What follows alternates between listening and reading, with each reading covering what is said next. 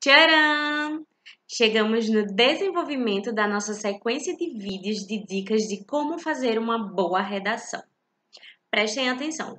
O desenvolvimento é a parte mais longa da sua redação. É onde você vai apresentar as ideias e os argumentos que justificam a sua opinião que estará sendo defendida no texto. Olha só.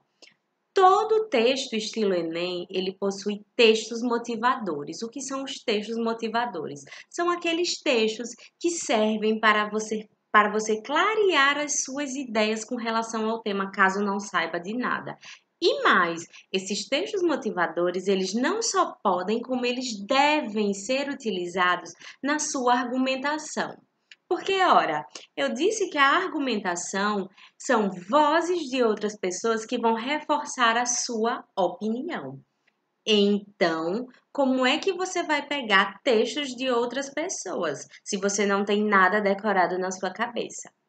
Resumindo, você vai utilizar esses textos motivadores para argumentar.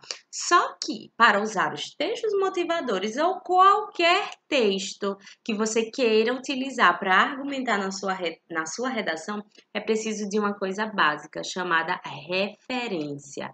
Você precisa fazer a referência, ou seja, precisa dizer de onde você tirou essas informações, de onde você tirou esse texto. Ficou claro?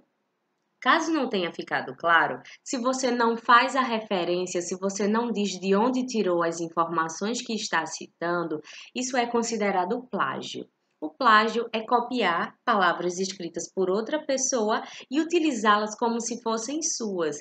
Isso, no mundo acadêmico, no mundo da escola, é um crime. Então, por favor, não cometam esse crime, certo?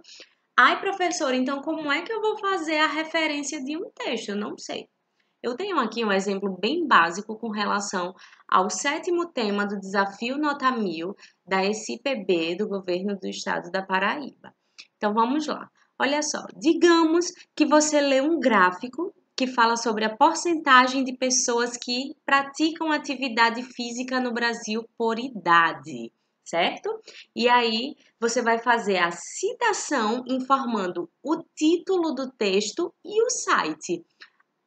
Prestem atenção, porque abaixo de cada texto motivador, em linhas bem pequenininhas, há lá o local, o site em que esse texto está e também o título desse texto, certo? Só que você não deve colocar referência de tal modo. Por exemplo, de acordo com o site www.educa.ibge.com.br, não, você não fala, você não escreve o site www.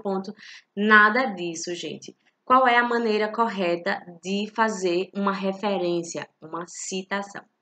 É o seguinte, você tem um gráfico no seu texto motivador e você quer usar um dado desse gráfico. Eu vi lá no gráfico que 53% dos jovens brasileiros de 15 a 17 anos praticam atividade física e eu quero utilizar essa informação na minha redação. Como é que eu vou fazer para citar essa referência então?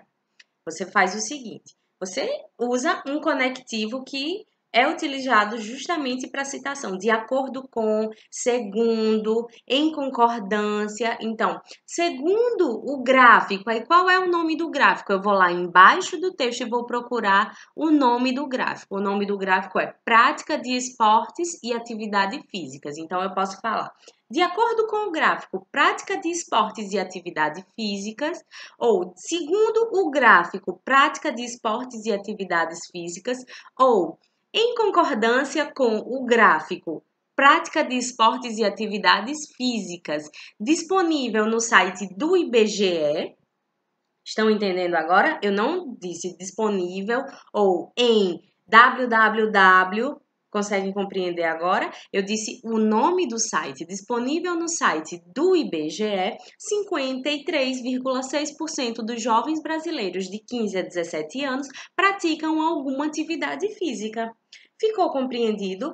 Em todos os textos motivadores há um título e há um site. Então, para você utilizar essas informações dos textos motivadores como argumentos, basta você informar o título do texto de acordo com o texto. E aí diz o título, certo? Disponível no site, diz o nome do site e não é para dizer o link do site inteiro, compreenderam? E aí você dá sequência ao seu texto. Isso serve para qualquer argumento em qualquer texto que você vá utilizar.